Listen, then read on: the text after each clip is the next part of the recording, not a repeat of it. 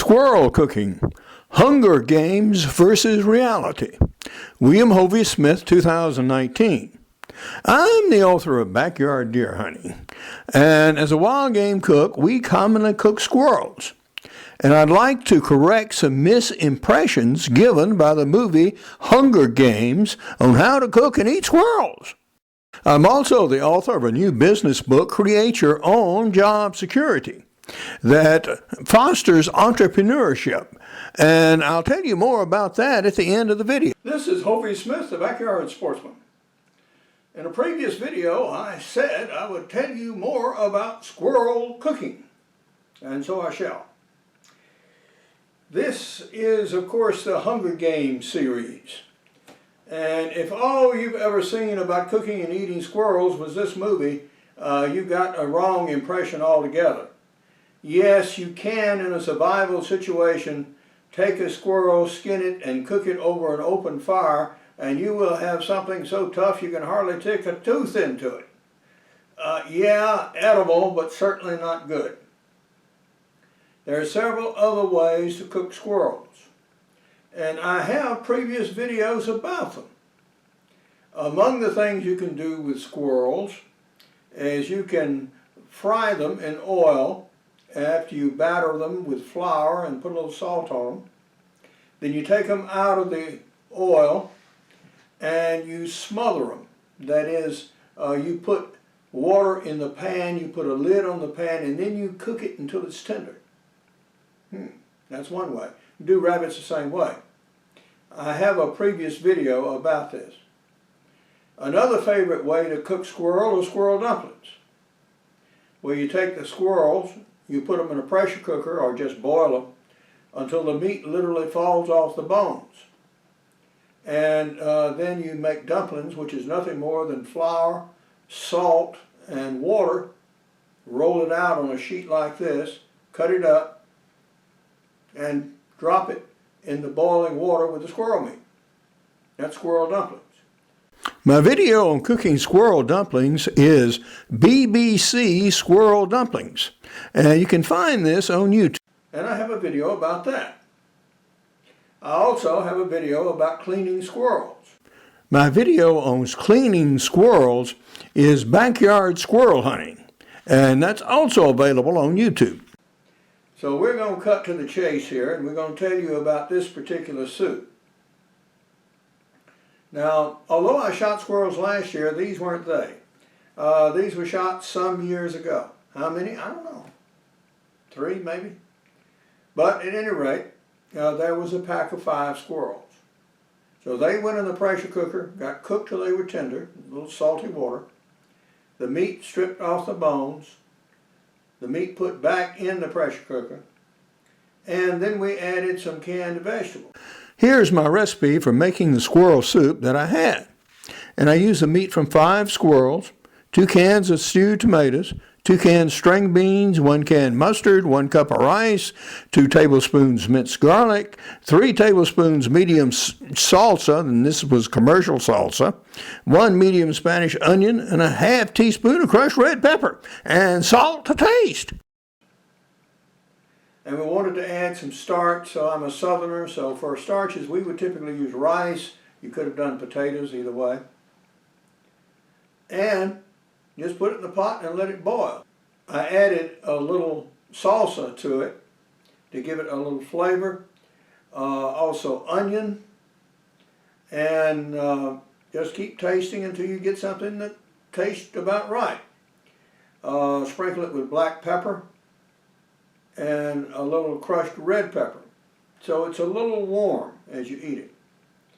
Now typically with squirrels, we have cornbread, or egg bread, actually, here.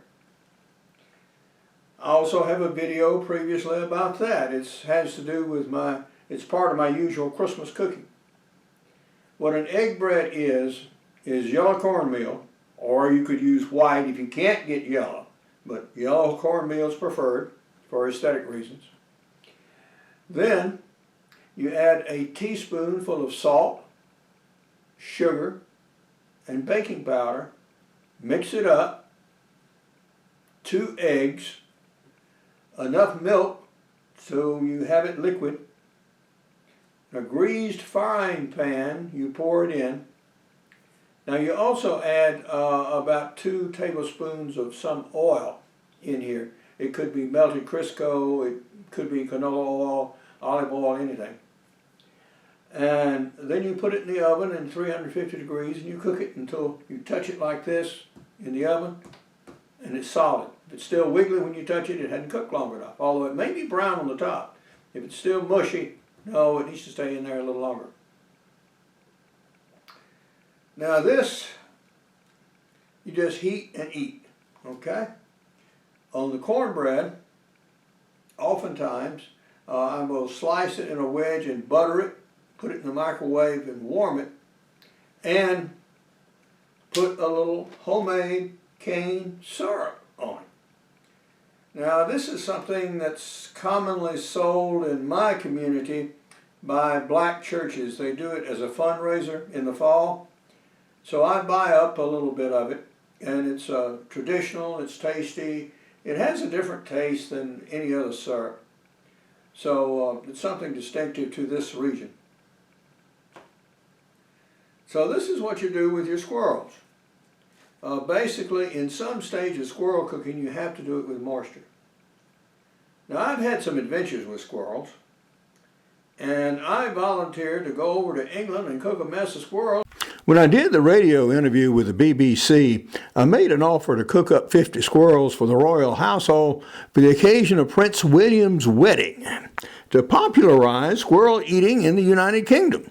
But that offer was not accepted, and now all the royals, at least the guys, are married off. So it looks like that opportunity is passed, but it's still on the table. But I never heard back from the head of household on that one. That followed an interview with a British broadcasting company about squirrel cooking. They are infested with squirrels in the UK. And they don't know what to do with them. And so the BBC ran a little something that, yeah, maybe we should eat some of these things. And they showed a photo. But the photo was beef stew. It was not squirrel. So I sent them a photo of squirrel stew, so they'd have something authentic to run next time they mention the subject. So that got me an interview, and that got a very interesting offer sent. But like I say, I never heard back. It still goes, by the way. I think the Queen would be delighted. She serves a lot of wild game, by the way, in Buckingham Palace and elsewhere to state dinners. And so a few squirrels along the way, yeah, be just fine. But now, this is Hovey Smith, reminding you to hunt what you eat and eat what you hunt. Be legal, be ethical, be safe, goodbye, God bless, and see you next time. I have recipes for deer and a variety of game in backyard deer hunting. Also, in extreme muzzleloading where they are more elaborate, as well as in crossbow hunting, and for fish in practical bow fishing.